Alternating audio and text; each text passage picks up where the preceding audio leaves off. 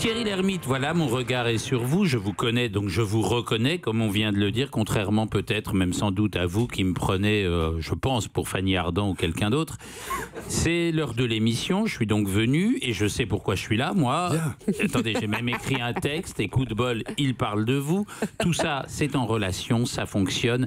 Ben, ça n'a l'air de rien, mais à force de vivre vieux, nous nous croyons tous immortels, conscients pour l'éternité et nous courons droit devant nous sans imaginer que tout cela ne pourrait devenir qu'un chaos, un empilement de choses déconnectées les unes des autres. Être là, vivre dans la reconnaissance, la réciprocité, coller au présent, envisager un avenir, ces choses simples mais si précieuses sont au pouvoir du cerveau, de sa chimie, de son mystère. D'un matin à l'autre, un proche peut disparaître, intérieurement nous mettre devant l'énigme de sa présence-absence, l'énigme de la reconnaissance.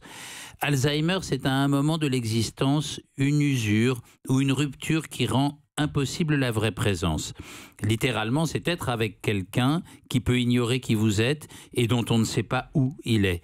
C'est refaire connaissance à chaque fois avec celui qui fut notre père, notre conjoint, notre ami. Ça s'appelle depuis toujours la tragédie.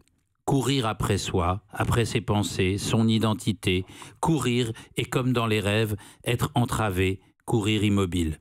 En fait, on ne sait pas ce qui leur arrive à nos proches, car leur vie devient petit à petit une suite de pointillés qui ne formeront plus jamais une ligne.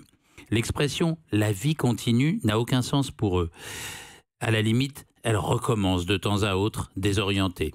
Faire une comédie là-dessus, c'est logique, ça devait arriver, et en même temps c'est franchement risqué. Vous réussissez à y mettre énormément de tendresse et de douleur dans certaines scènes d'ailleurs.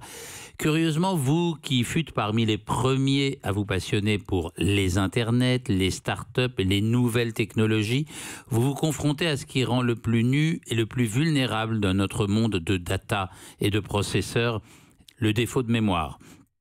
Aujourd'hui, la géolocalisation, les capteurs, les applications à distance, les logiciels de reconnaissance faciale et tous les systèmes d'évaluation en temps réel vont bientôt faciliter une sorte de gestion familiale, rationalisée, une automatisation qui pourrait finir par remplacer la proximité et l'amour des proches.